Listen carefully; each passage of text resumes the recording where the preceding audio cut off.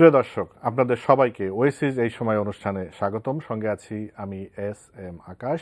আমরা আজ সমসাময়িক বিষয় নিয়ে কথা বলবো এবং আজকের অতিথি দুইজনের সাথে আপনাদের পরিচয় করে দিচ্ছি। আমাদের সাথে আছেন মুজাহিদুল ইসলাম সেলিম, সভাপতি বাংলাদেশের কমিউনিস্ট পার্টি, এবং আমাদের সাথে আছেন প্রফেসর তারেক শামসুর রহমান, জাহাঙ্গীরনগর বিশ্ববিদ্যালয়। আপনাদের দুজনকে স্বাগত জানাচ্ছি আজকে অনুষ্ঠানে। আমি কয়েকটা বিষয় আলোচনা করার চেষ্টা করব। মুজাহিদুল ইসলাম সেলিম, আপনাকে দিয়ে শুরু করি। সেটা হলো পানামা পেপারস কেলেঙ্কারি। আপনি জানেন যে এটা বিশ্বব্যাপী এটা হইচই পড়ে গিয়েছে। বিশেষ করে এটা বিশ্বের এত বড় বড় ক্ষমতাধর রাষ্ট্রনায়ক, সাবেক রাষ্ট্রনায়ক বা তাদের সন্তান অথবা বড় বড় ব্যবসায়ী, এদের যে কর ফাঁকি বা অর্থ পাচার, এটা নিয়ে বেশ চাপের মুখে পড়েছেন অনেক বিশ্ব নেতা, এবং একজন আইসল্যান্ডের প্রধানমন্ত্রী তো পদত্যাগ করতে বাধ্য হয়েছেন। এবং আমরা শোনা যাচ্ছে যে বাংলাদেশেরও অনেকের নাম থাকতে পারে এতে। তা আমার কাছে এখন জানা হচ্ছে যে এর প্রভাবটা বাংলাদেশে কি পড়তে পারে এবং এর থেকে কি শিক্ষা নেওয়া উচিত আমাদের। ধন্যবাদ। এটা খুবই আলোড়ন সৃষ্টিকারী ঘটনা। আমাদের পত্রপত্রিকাগুলোতেও বড় হেডিং দিয়ে এটা খবর বেরিয়েছে, এবং সোশ্যাল মিডিয়াতে, আমাদের প্রিন্ট মিডিয়াতে যদিও সেটা আসে নেই, বাংলাদেশের কাদের কাদের নাম এটার সঙ্গে জড়িত, কেননা লক্ষ লক্ষ ডকুমেন্টস তারা কিন্তু এটা এক্সপোজ করে সেখান থেকে তথ্যগুলো কিন্তু এখন জানাজানির পর্যায়ে চলে এসছে আর কি।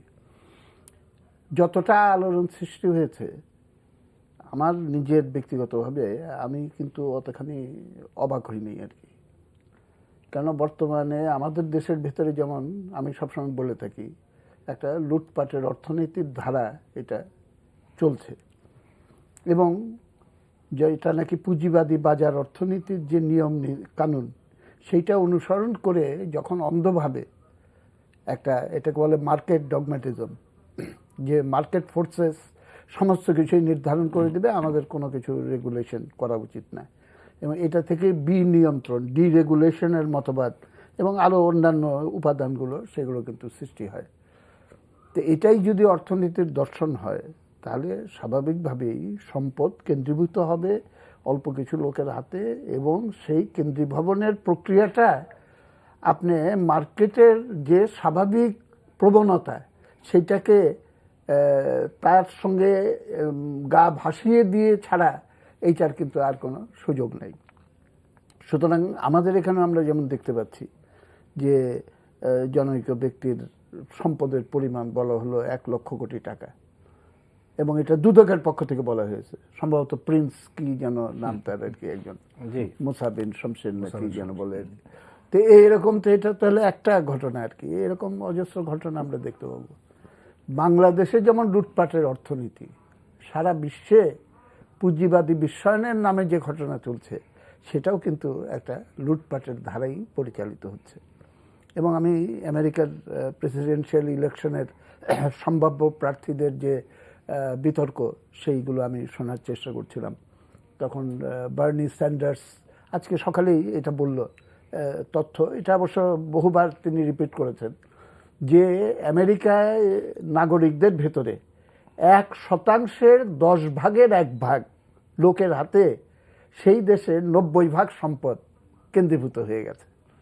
তো এই কেন্দ্রীভূতনের প্রক্রিয়াটা সম্পর্কে যদি আমরা একটু গভীর অনুসন্ধানে যাই, তো সমস্তটার ভেতরে লিগ্যাল এক্সপ্লয়টেশন, সেইটার পাশাপাশি ইলিগাল এক্সপ্লয়টেশন, সেইটা জড়াজড়ি করে কিন্তু বিরাজ করে। কতটা লিগ্যাল আর কতটা ইলিগাল, সেই বিতর্কে আমরা যেতে পারি, সেই অনুসন্ধানে আমরা যেতে পারি।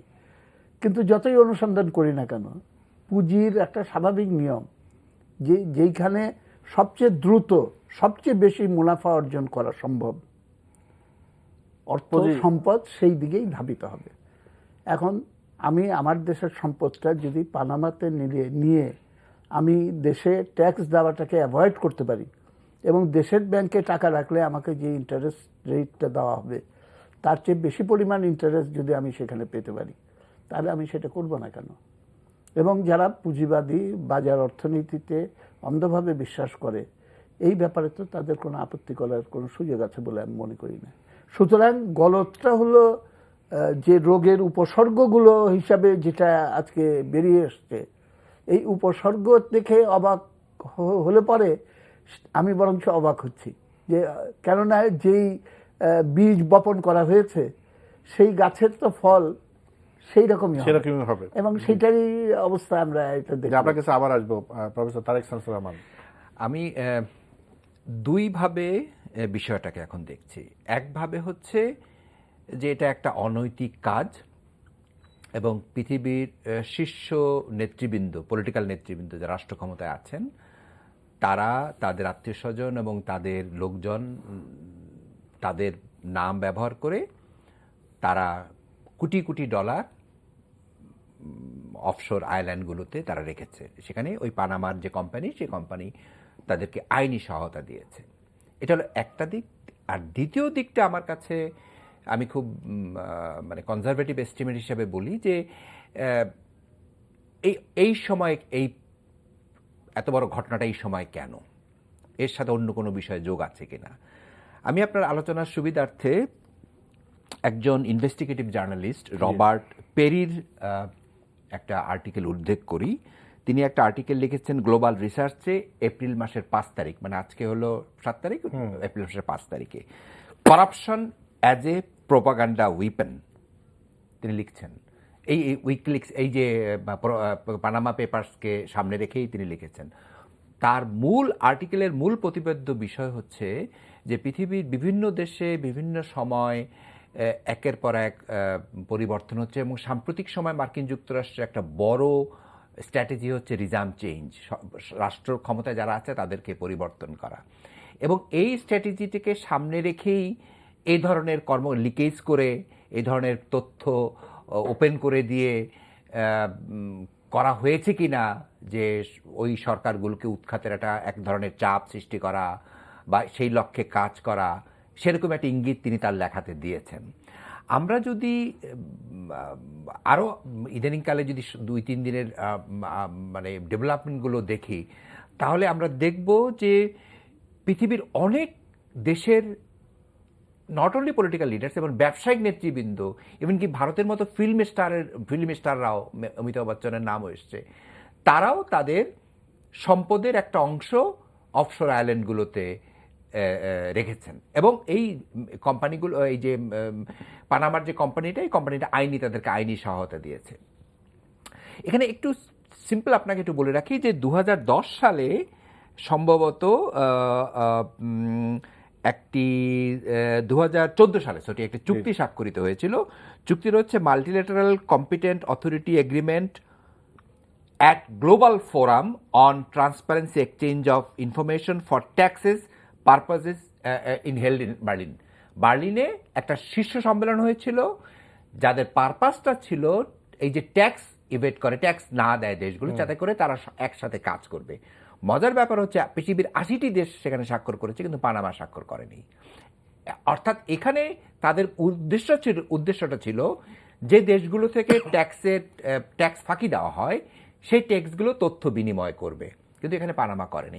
অর্থাৎ যেটা বলতে যাচ্ছি আমি, যে পানামাকে শীর্ষস্থানীয় ব্যবসায়ীরা, রাজনীতিবিদরা বেছে নিয়েছেন এবং তাদের মাধ্যমে, এটা কিন্তু আজকের ঘটনা নয়, এই যে ঘটনাগুলো বের হয়েছে এটা 1970 সাল থেকে আজ অবধি যে ডকুমেন্টগুলো ছিল সেই ডকুমেন্টারিগুলো ফাঁস হয়েছে। এবং আরও মজার কাহিনী, আপনি দেখবেন এখন পর্যন্ত শীর্ষস্থানীয় কোনো মার্কিন প্রতিষ্ঠানের নাম আসেনি, আমার চোখে অ্যাটলিস্ট পড়েনি। তাহলে কি প্রশ্নটা আসে না যে মার্কিন কোম্পানিগুলো কি তারা তাহলে নিয়মিত ট্যাক্স দেয়? কিন্তু আমরা জানি যে মার্কিন কোম্পানিগুলো ট্যাক্স দেয় না। এবং স্যান্ডার্সের তার যে তিনি নিজেকে তো প্রেসিডেন্ট পদপ্রার্থী এবং নিজে স্বীকার করেছেন তিনি সোশ্যালিস্ট, এবং তিনি তার বক্তব্যে যে কথাটা সেলিম ভাই বললেন, আমরা যে অকুপাই মুভমেন্টটা যদি আপনি খেয়াল করেন নিউ ইয়র্কের, সে অকুপাই মুভমেন্টের সময় এক কথাটা বলা হয়েছিল, 1% লোকের কাছে 1% লোক, 99% লোকের কোনো মার্কিন যুক্তরাষ্ট্রের কোনো সেই সুযোগ সুবিধা তারা পায় না। ফলে আজকে এই যে সম্পদের ট্রান্সফার, ট্যাক্স না দিয়ে অন্য জায়গায় স্থানান্তরিত করার যে বিষয়টা, আমি মনে করি সাম্প্রতিক সময় শুধু তো আলোচনার বিষয়ই না, বড় ধরনের আলোচনার ঢেউ তুলেছে তাই নয়, এর পেছনে একটা সুদূরপ্রসারী একটা উদ্দেশ্য আছে। যারাই এটা কাজটা করে থাকুক তাদের একটা উদ্দেশ্য আছে, এবং এটা হয়তো আগামী দিনগুলোতে আমরা বুঝতে পারবো, তারা পরিষ্কার হবে। বিশেষ যেমন ধরেন পুতিনের কথা বলা হচ্ছে, পুতিনের যে সহযোগী তার $2 বিলিয়ন, এবং আমি পড়লাম পুতিনের মেয়ের যার সাথে বিয়ে হয়েছে সে হঠাৎ করে ধনী হয়েছে, তারও টাকা আছে, এবং ইউক্রেনে যাকে ক্ষমতায় আনা হয়েছে মুভমেন্টের মাধ্যমে তারও টাকা আছে। ফলে সব কিছু মিলিয়ে কোথায় যেন একটা কিন্তু আছে, এবং এই কিন্তুটা আমি দেখতে চাই এইভাবে যে সমসাময়িককালে যে আন্তর্জাতিক রাজনীতিতে যে একটা পরিবর্তনের ঢেউ বইছে, আরব বসন্ত থেকে শুরু করে রিজিম চেঞ্জের যে বিষয়টা, তার সাথে লিঙ্কেজ কিনা, যেটা ইনভেস্টিগেটিভ জার্নালিস্ট রবার্ট পেরি তার আর্টিকেলে লিখেছেন, সেদিকেই আমার নজরটা যেন কেন ওদিকে বারে বারে টেনে নিয়ে যাচ্ছে আমাকে। যে আমরা আস্তে আস্তে পরিষ্কার হোক সেটা আমরা আরো জানতে পারবো। আমরা একটা বিরতিতে বরং যাই, কারণ আমরা যে প্রসঙ্গগুলো আলোচনা করব, মোজাহিদুল ইসলাম সেলিম, বাঁশখালীতে যে মর্মান্তিক ঘটনা ঘটেছে আপনি জানেন, সেখানে যে মানে সংঘর্ষের ঘটনায় যে বিদ্যুৎ কেন্দ্র স্থাপন নিয়ে যে ঘটনাটা ঘটেছে, সেখানে পক্ষ বিপক্ষ হয়েছে এবং পুলিশের সাথে সংঘর্ষ হয়েছে এবং অন্তত 4 জন প্রাণ দিয়েছে, আমরা দেখেছি পত্রিকায়। তো সেটা নিয়ে এখন কথা হচ্ছে যে বিদ্যুৎ তো আমাদের উন্নয়নের জন্য দরকার, কিন্তু সেটা কি প্রাণের বিনিময়? না, বাঁশখালীর ঘটনা খুবই মর্মান্তিক ঘটনা, এবং সেখানে যারা নিহত হয়েছে তাদের স্মৃতির প্রতি আমি গভীর শ্রদ্ধা জানাচ্ছি, তাদের পরিবারদের আমি সমবেদনা জানাচ্ছি, এবং ওই এলাকার সাধারণ মানুষের ভেতরে যে বিক্ষোভ আজকে পুঞ্জীভূত হয়েছে তার সঙ্গে আমি একাত্মতা প্রকাশ করছি। সমস্ত ঘটনাবলী সূত্রপাত কিন্তু একটা প্রতারণার আশ্রয় নেওয়ার কারণে, এবং যেই এলাকাটাতে ওইখানে কয়লা চালিত বিদ্যুৎ কেন্দ্র স্থাপন করা হবে বলে পরিকল্পনা নেওয়া হয়েছে, সরকারের পক্ষ থেকে ওই এলাকায় কাজকর্ম শুরু করা হয় বছর 2 আগে, এবং ভেতরে ভেতরে গোপনে গোপনে সব মেমোরেন্ডাম অফ আন্ডারস্ট্যান্ডিং এবং চুক্তিপত্র এগুলো সব স্বাক্ষরিত করে তারা কিন্তু অগ্রসর হতে থাকে, কিন্তু মানুষকে কিন্তু এটা জানানো হয়নি। এবং সেখানে এস আলম বাংলাদেশের পার্টনার, এবং এটা মেইনলি চাইনিজ কোম্পানির ফাইন্যান্স, সম্ভবত 70% চাইনিজ, 30% হলো এস আলমের। কিন্তু এমন একটা ইন্টারেস্টিং চুক্তি যে যদিও পুঁজি কন্ট্রিবিউট করবে 70% চাইনিজ, কিন্তু ইলেকট্রিসিটি যেটা প্রডিউস হবে সেইটার 30% পাবে চায়না, আর 70% পাবে হলো এস আলম, ঠিক রিভার্স। সুতরাং এইটার সঙ্গে আরও কতগুলো নন ইকোনমিক ফ্যাক্টরস কতটা জড়িত সেটা একটা স্বতন্ত্র আলোচনার বিষয়। কিন্তু এইখানে যেটা করা হয়েছিল, মানুষকে তার যে তোমার জমিটা আমি নিতে চাই, আচ্ছা অমুক এই দামে আমাকে দাও, তো প্রচলিত মার্কেট প্রাইস যেটা সেটা তো হলো ডিপ্রেস থাকবে, কেন ওইখানে একটা উন্নত প্রকল্প নেওয়া হচ্ছে এইটা তো বলা হয়নি। কেন নিচ্ছেন স্যার এই জমি? ওই যে আমার ইচ্ছা আছে ওখানে একটা সাবানের কারখানা করব, একটা জুতার কারখানা করব, এইসব নানা কথা বলে তারা এটা করেছে, তোমাদের চাকরি বাকরি হবে, অমুক হবে। কিন্তু এটা যে একটা মেগা প্রজেক্ট, 1300 কিলোওয়াটের একটা বিদ্যুৎ কেন্দ্র ওখানে স্থাপন করা হবে, এই কথাটা কিন্তু বলা হয়নি। এবং যেটা সবসময় করা হয় আমাদের এখানে ভূমিদস্যু বলে যারা আখ্যায়িত, তারা দেখবেন যে তারা যখন এমনকি আবাসন প্লটও তখন যারা তৈরি করে, তখন আশেপাশের 10টা জমি নিয়ে মাঝখানের 3টা জমি এমনভাবে তাদেরকে বেকায়দায় ফেলে দেয় যে ওইটা বিক্রি করা ছাড়া আপনার কোনো উপায় নেই। তো এই ধরনের একটা ফোর্সড ট্রানজাকশনে কিন্তু তাদেরকে বাধ্য করা হয়। তো এইভাবে কিন্তু তারা 600 একরের মতো বা সম্ভবত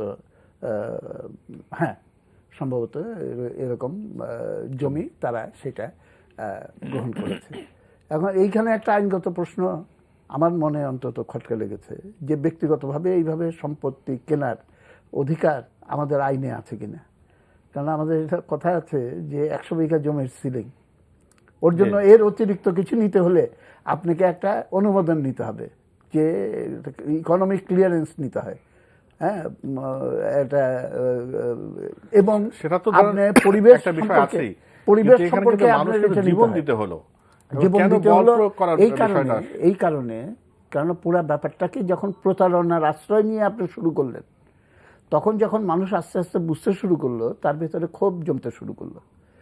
তখন যারা নাকি এই প্রজেক্টের উদ্যোক্তা, তারা সমাজের ভেতরে যেটা চলছে তারা মনে করলো যে এখানেও আমরা এটা করতে পারবো, যে পিটিয়ে সমস্ত মানুষকে ঠান্ডা করে দেবো, ওরা দিতে চায় না, কি আছে, সমস্ত 80টা হোন্ডা অর্গানাইজ করে এবং অস্ত্র শস্ত্র সহ তারা ঠিক আছে দখল করে নাও, এইভাবে তারা কিন্তু অভিযান চালিয়েছে। এবং এর আগে একটা রেজিস্ট্যান্স হয়েছিল জনগণের পক্ষ থেকে এবং সাধারণ মানুষের উপরে মামলা দায়ের করেছে এবং সেই মামলা প্রত্যাহার করে জনগণের সঙ্গে আলোচনা করে, যেটা করা উচিত ছিল, মানুষের সঙ্গে আলোচনা করে যে আমরা এটা এইভাবে করতে চাই, তোমাদের কোন অসুবিধা, মসজিদের জায়গাটা বাদ দিতে হবে, গোরস্থানের জায়গাটা বাদ দিতে হবে, এই জিনিসগুলো তো খুবই আমাদের ইমোশন শুধু না, এইটা আমাদের সব ব্যক্তিগত সত্তার সঙ্গে ইতিহাসের সঙ্গে জড়িত। সেই আলাপ আলোচনার মাধ্যমে না যে জোর করে কুইনাইন খাওয়ানোর মতো উন্নয়ন খাওয়ানোর এই যে পরিকল্পনাটা তারা নিল, সেইটারই করুণ পরিণতি হলো আমরা 5 জন মানুষকে হারালাম এবং শতাধিক আহত, কেউ কেউ গুরুতরভাবে আহত। আমাদের প্রতিনিধি দল আজকে গিয়েছিল ওইখানে। এবং মামলা তো আচ্ছা, এইটা হলো আরেকটা ব্যাপার, যে যারা হত্যা হলো তারা বলে দিল যে কারা কারা ওখানে হোন্ডা নিয়ে এসেছিল এবং সম্ভবত ঘটনা অনুসন্ধান করলে বোঝা যাবে যে গুলি চালিয়েছিল কিন্তু হোন্ডা করে আসা এই দুর্বৃত্তরা, এবং পুলিশের পোশাকধারীও এই গুন্ডা বাহিনী, তারা সাধারণ মানুষের উপরে গুলি চালায় এবং সেটা তারা যাদের নামকে চিহ্নিত করেছে সেই মামলাটা নিব না এবং তাদের গ্রেপ্তারের কোনো কথা নেই। তারা এইখানে একে তো মানুষ হত্যা করলো, তাদের জমি দখল করলো, এখন অজ্ঞাত পরিচয় 3000 মানুষের নামে একটা মামলা দিয়ে সেইটা গ্রেপ্তার বাণিজ্য কিভাবে হয় এটা আমরা সবাই জানি। এবং যখন নাকি এইটার অভিযানটা শুরু হবে তখন আপনি হোন্ডা বাহিনী এনে এদেরকে উৎখাত করতে হবে না, তারা জানের ভয়ে বা গ্রেপ্তার হওয়ার ভয়ে এমনি এলাকা ছেড়ে পালিয়ে যাবে। হয়তো সম্ভবত পরিকল্পনাটা এইভাবে করেছে, মরার উপর খাড়ার ঘা যেটাকে বলে, এবং সেইভাবে এই জিনিসটা করার চেষ্টা করছে। কিন্তু যেটা ওদের হিসাবে ছিল না সেটা হলো যে এটা আমরা আগেও দেখেছি, এখানে ফুলবাড়িতে খালেদা জিয়ার আমলে 3 জনকে হত্যা করা হয়েছিল। এখন বর্তমান সরকার তাদের রেকর্ডটা অতিক্রম করে গেছে, কারণ আরেকটু বিএনপির চেয়ে আরেকটু উন্নত দেখাতে হবে, এবার 5 জনকে তারা হত্যা করলো। তো এইভাবে তারা এই যে পলিসিটা নিচ্ছে সেইটা কিন্তু আরেকটা মৌলিক ফিলসফির প্রতিফলন। সেই ফিলসফিটা হলো যেটা বলা হয় যে উন্নয়ন আগে গণতন্ত্র পরে, উন্নয়ন আগে এবং মানুষের জানের নিরাপত্তা পরে। লাশের বিনিময়ে হলো আমরা উন্নয়ন করব, আর 2 দিন পরে যারা মারা গেছে তাদের কথা মানুষ ভুলে যাবে, আমাকেই তখন বাহবা দেওয়া শুরু করবে। এবং এইটা অমানবিক শুধু না, এটা অন্যায়, এটা বর্বর হত্যাকাণ্ড, এবং এটা নিন্দা করার ভাষা আমার নাই। এবং এটার বিরুদ্ধে নিঃসন্দেহে দেশব্যাপী আরও তীব্র প্রতিবাদ সংগঠিত হবে এবং সেটা হওয়া উচিত। এবং সমস্ত দেশবাসীকে আমি বলবো যে আপনারা এগিয়ে আসুন এবং জনতার সম্মতি ছাড়া এবং তাদেরকে প্রতারণা করে কোনোদিন কোনো উন্নয়ন হতে পারে না। একটা অসাধু পন্থায় কোনোদিন একটা শুভ উদ্দেশ্য সাধিত হতে পারে না, এটা ইতিহাসের কথা। জি, আমি প্রথম কথা হচ্ছে যে এটা অত্যন্ত দুঃখজনক একটা ঘটনা, এটা হওয়া উচিত ছিল না। তবে এই বাঁশখালী হত্যাকাণ্ড নিয়ে অনেকগুলো প্রশ্ন আমার মধ্যে জেগেছে। প্রথম কথা হচ্ছে যে মৃত্যুর বিনিময়ে আমরা উন্নয়ন চাই কিনা। নিঃসন্দেহে এক কথায় যদি আমি বলি যে আমার উন্নয়ন প্রয়োজন আছে, কিন্তু তার মানুষের মৃত্যু দিয়ে নয়। নিশ্চয়ই মৃত্যুর বিনিময়ে আমি কোনো বিদ্যুৎ চাই না। এখানে বিদ্যুৎ হবে, কয়লাভিত্তিক বিদ্যুৎ কেন্দ্র নির্মাণ করা হবে এবং সেক্ষেত্রে নিশ্চয়ই এই বিদ্যুৎ কেন্দ্র স্থাপিত হলে মানুষ উপকৃত হওয়ার কথা। কিন্তু সেখানে আমি যেটা শুনতে পেলাম যে এখানে বেশ কিছু পরিবার এবং বেশ কিছু কৃষি যারা পেশাজীবী মানুষ ওখানে থাকেন, তারা জমি হারাবেন, তাদের পেশা হারাবেন। এবং এই কথাগুলো যারা এই বিষয়টা নিয়ে কাজ করেন তারা এটা সিদ্ধান্ত নিয়েছেন, তারা এটা বিবেচনায় নিয়েছিলেন কিনা। দ্বিতীয়ত হচ্ছে যে আমরা সাধারণত বলা হয় যে কোনো একটা বড় মেগা প্রজেক্ট করতে হলে তার পরিবেশগত একটা ছাড়পত্র নেওয়ার প্রয়োজন আছে এবং পরিবেশ বিপন্ন হয় কিনা সেটা দেখার বিষয় আছে। কিন্তু আমি দেখতে পেলাম সুন্দরবনের মতো অনেকটা এখানেও পরিবেশ বিপন্ন হওয়ার একটা ঝুঁকি আছে, পরিবেশ নষ্ট হওয়ার মতো একটা ঝুঁকি আছে, সেটাও হয়তো সম্ভবত নেওয়া হয়নি। ফলে সঙ্গত কারণে যে প্রশ্নটা আসে যে তাহলে এই যে বিদ্যুৎ কেন্দ্র আমরা করছি, যেটা সেলিম ভাই বললেন যে একটা বাংলাদেশি কোম্পানির 30% 70% বিনিয়োগ হচ্ছে চীনের, আবার উৎপাদিত বিদ্যুতের 30% 70% পাবে হলো সেই কোম্পানি। তাহলে কি এই প্রশ্নটা আসে কি না যে ওই কোম্পানিকে কিছু সুযোগ সুবিধা দেওয়ার জন্যই এই প্রকল্পটি হাতে নেওয়া হয়েছে?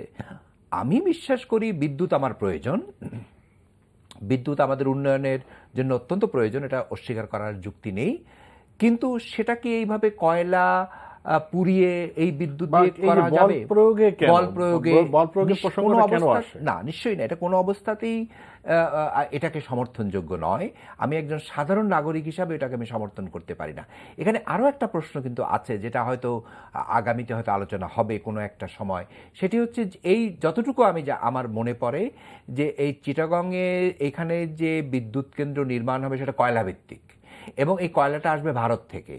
এবং আপনি জানেন যদি তাই হয়ে থাকে, যেটা ইসেও হবে, সুন্দরবনের ওখানেও হবে কয়লা ভিত্তিক, রামপালেও হবে কয়লা ভিত্তিক, এবং সেটা ভারত থেকে কয়লা আনা হবে। এবং আপনি জানেন যে পৃথিবীর সবচেয়ে নিকৃষ্ট মানের কয়লা হচ্ছে ভারতে, এবং সবচেয়ে বেশি দূষণ ছড়ায় ভারতীয় এই কয়লায়।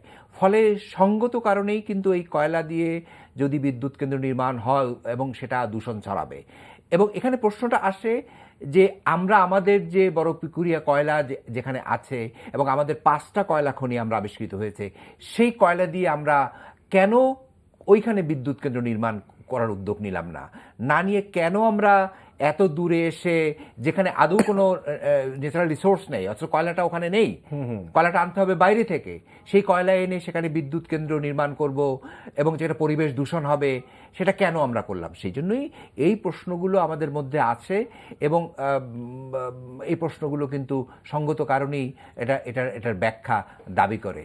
এবং এটা যেহেতু এতদিন তো আমরা এত বিশেষ করে আমরা জানতাম না, মিডিয়াও জানতো না, যেটা সেলিম ভাই বললেন যে এটা এত, কিন্তু মানে আমরা যারা একটু খোঁজ খবর রাখি আমরা জানি যে দুটো কয়লা ভিত্তিক বিদ্যুৎ কেন্দ্র নির্মাণের সাথে চুক্তি হয়েছে।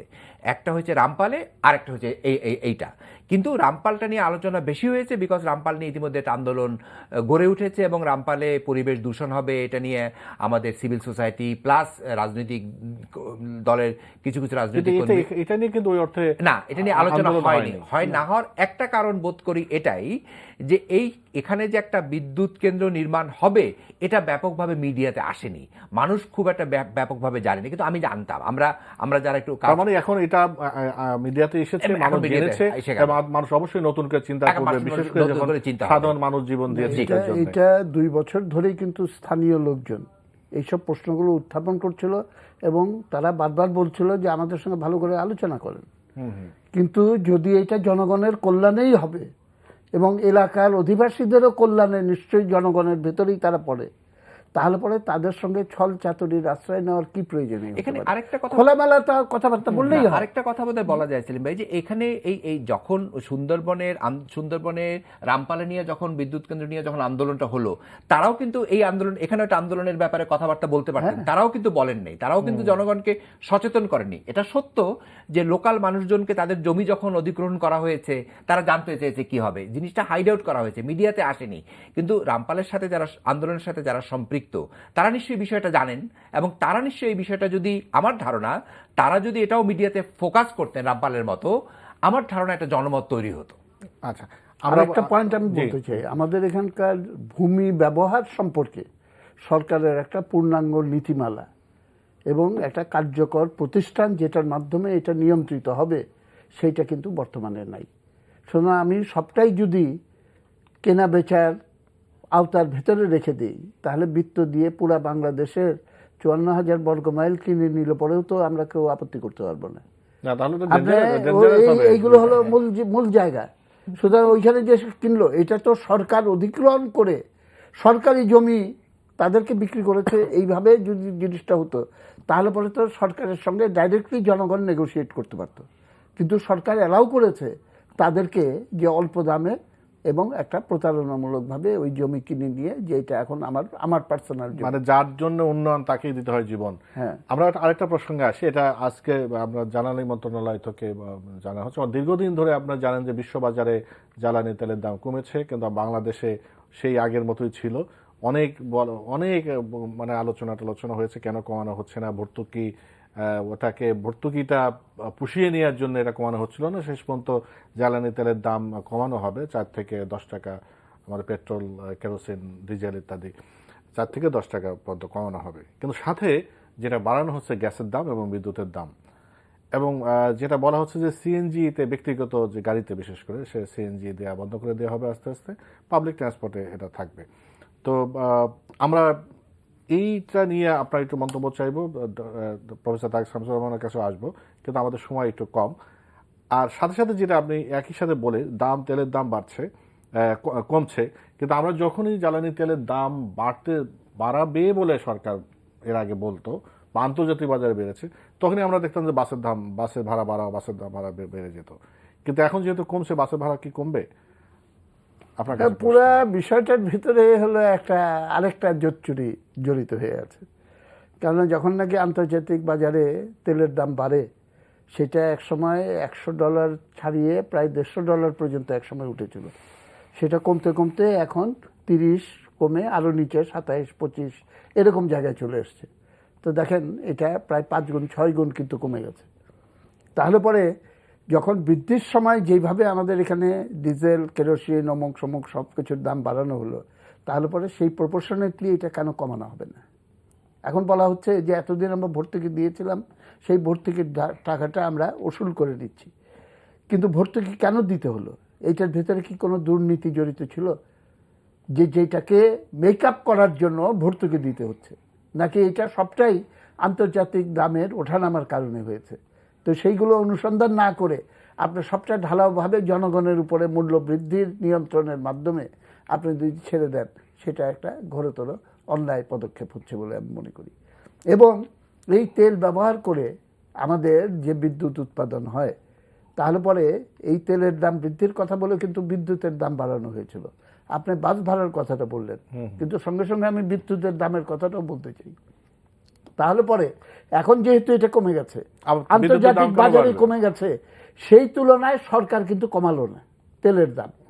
সেকেন্ড হলো, সরকার যেটুকু কমালো সেই পরিমাণে, সেই প্রপোর্শনে কিন্তু আমার বিদ্যুতের দামও কমলো না, এবং বাস ভাড়া যেটা কমা উচিত সেইটা কিন্তু কমলো না। এই পয়েন্টটা আমরা ধরবো, আমরা জনগণকে সাথে নিয়ে এইটা নিয়ে আন্দোলন করব। আগামী শুক্রবার আমরা প্রেস ক্লাবে জমায়েত হয়ে এইটার ব্যাপারে, যে তেলের দাম কমেছে, এখন বাস ভাড়া কমাতে হবে, এবং এই আন্দোলন আমরা করব। আর গ্যাসের দাম যেটা বৃদ্ধি করা হয়েছে, এইটা আমি মনে করি যে সম্পূর্ণভাবে একটা অযৌক্তিক, অন্যায্য, অন্যায় যুক্তি দিয়ে তারা এটা করছে, এবং তারা এটা বলছে যে দুইটাকে ব্যালেন্স করার জন্য, সমন্বয় করার জন্য। তো সমন্বয় করার জন্য বাড়াতে হবে কেন? সমন্বয় করার জন্য তো কমানোরও প্রয়োজন হতে পারে। কমানোর মাধ্যমে সমন্বয় শব্দটা ব্যবহার করা হয় যে মূল্য বৃদ্ধি শব্দটাকে অ্যাভয়েড করে মানুষের ভেতরে একটা ধারণাগত একটা পরিস্থিতি সৃষ্টি করতে, যে এটা যৌক্তিকভাবে করা হচ্ছে। আমি যদি খুব সংক্ষেপে বলি, তাহলে এটা বলা যেতে পারে যে বাসের ভাড়া কমানো উচিত, কিন্তু সেটা খুব সম্ভবত কমবে না। আলোচনার সময় নেই, নাহলে আলোচনা করতাম, কমবে না। দ্বিতীয়ত হচ্ছে, সরকার মন্ত্রী যেহেতু বলেছেন যে গাড়িতে সিএনজি ব্যবহার কমিয়ে দেবেন, যদি তাই হয় তাহলে এই সিএনজি ব্যবহারকারী বাস, ট্রাক, লরি, তার উপর প্রভাব পড়বে, ফলে দ্রব্যমূল্য বেড়ে যাবে। ইভেন গৃহে যে গ্যাস দেওয়া হয়, তারও দাম বেড়ে যাবে। সেটা আস্তে আস্তে বন্ধ করে দিয়ে যে এখানেও একটা ব্যবসায়িক একটা মনোবৃত্তি কাজ করে, যেখানে রাষ্ট্র তো জনগণের জন্য রাষ্ট্র কাজ করবে। আমরা তো এটা ব্যবসায়িক ভিত্তিক রাষ্ট্র ব্যবস্থা নয়। ফলে এই যে সিলিন্ডার ভিত্তিক গ্যাস সরবরাহ করা, এটা যদি সরকার এভাবে সিদ্ধান্ত নিয়ে থাকে, তাহলে এটাও একটা বড় ধরনের বিপদের ঝুঁকির মধ্যে সরকার থাকবে। কারণ এখানেও এক ধরনের ব্যবসায়িক মনোবৃত্তি কাজ করবে। দেখা যাবে সরকারের সাথে সংশ্লিষ্ট কোম্পানিগুলো এখান থেকে সুবিধা নেবে, ক্ষতিগ্রস্ত হবে মানুষ। রাষ্ট্র উচিত হলো জনগণকে সেবা করা। সুতরাং জনগণের দিকে না তাকিয়ে যদি জনগণকে শোষণ করার উদ্যোগ রাষ্ট্র নেয়, এটার চেয়ে দুঃখজনক কিছু হতে পারে না। আর ব্যক্তিগত গাড়িতে যে গ্যাস, হ্যাঁ, আমি সেটা বলেছি যে ব্যক্তিগত গাড়ির সাথে তো একটা না। আপনি ব্যক্তিগত গাড়িতে যদি গ্যাস কমিয়ে দেওয়া হয়, একই সাথে একই এফেক্ট হবে বাস, ট্রাক, লরিতেও। সেখানেও গ্যাস ব্যবহৃত হয়, সেখানেও বন্ধ করে দেওয়া হবে। ফলে দুটো সমস্যা হবে। একটা সমস্যা হবে, এটা পরিবেশগত বিপর্যয় ঘটবে, কারণ মানুষ তখন তেল ইউজ করবে, তেল বার্ন হবে, তেল বার্ন হলে আপনার কার্বন ডাই অক্সাইড ভূমণ্ডলে যাবে, এতে করে আপনার ভূপৃষ্ঠ উত্তপ্ত হবে, গ্লোবাল ওয়ার্মিং বাড়বে। এটা হলো একটা দিক। দ্বিতীয় দিক হচ্ছে যে আপনি গ্যাস কমিয়ে দিলে এই যে যারা পরিবহন কাজে যেগুলো ব্যবহৃত হয়, শাক সবজি মাছ ঢাকার বাইরে থেকে যেগুলো আসে, এগুলোর দাম বেড়ে যাবে। ফলে এটা একটা কন্ট্রাডিক্টরি সিদ্ধান্ত গভর্নমেন্টের মধ্যে যাচ্ছে। মানুষের দিকে তাকিয়ে সরকারের উচিত হবে যে স্টেবল যে অবস্থা আছে, ঠিক আছে, আপনি আগে তাহলে গ্যাসে গাড়ি বন্ধ করে দেন, আপনি সিদ্ধান্ত নেন ঢাকা শহরে আর গাড়ি আসবে না, ঢাকা শহরের 1 বছরের জন্য রেজিস্ট্রেশন বন্ধ থাকবে। আপনি সিদ্ধান্ত নেন যে কোনো প্রাইভেট গাড়িতে এখন থেকে আর গ্যাস সিলিন্ডারে কনভার্ট করা যাবে না। কিন্তু যারা গ্যাসের সিলিন্ডারে কনভার্ট করেছেন তারা তো পরিবেশের দিকে বিবেচনায় নিয়েই করেছেন। তাহলে দুটো গ্যাস এবং অকটেনের দাম সমান সমান করে দেন, তাহলে মানুষ রীতিমতো তখন অকটেন ব্যবহার করবে। নাহলে যতদিন পর্যন্ত ডিফারেন্স থাকবে মানুষ ওদিকে যাবে। আর সবসময় একটা বড় কথা হলো যে আমরা রিসেন্টলি প্যারিসে যে চুক্তি স্বাক্ষরিত হয়েছে, জলবায়ু চুক্তি, সেখানে আমরা স্বাক্ষর করেছি, আমরা সেখানে গেছি। এখন যদি গ্যাসের গাড়িগুলোতে গ্যাস বন্ধ করে দেয়, শুধু তো প্রাইভেট কার না, শত শত ট্রাক লরিতে এই গ্যাস ব্যবহৃত হয়, এটা এফেক্টেড হবে। এবং এফেক্ট হলে কিন্তু আমাদের এমনিতেই আমরা খুব ভালনারেবল কান্ট্রি, এই পরিবেশগত কারণে উত্তপ্ত হবে, আমাদের পরিবেশ আরও বিপর্যয় ঘটবে। আমরা এমন কোনো সিদ্ধান্ত চাই না যেটা আমাদের বিপর্যয়ের মধ্যে ঠেলে দেয়। আপনাদের দুইজনকে অনেক অনেক ধন্যবাদ আমাদের এখানে এসে কথা বলার জন্য। প্রিয় দর্শক, আপনাদেরও অনেক ধন্যবাদ এই অনুষ্ঠান দেখার জন্য। আর আপনারা যদি এই অনুষ্ঠান আবারও দেখতে চান তাহলে আমাদের অনলাইন ভিজিট করতে পারেন www.ntvbd.com এই ঠিকানায়। আজ এ পর্যন্তই, আপনারা সবাই ভালো থাকুন।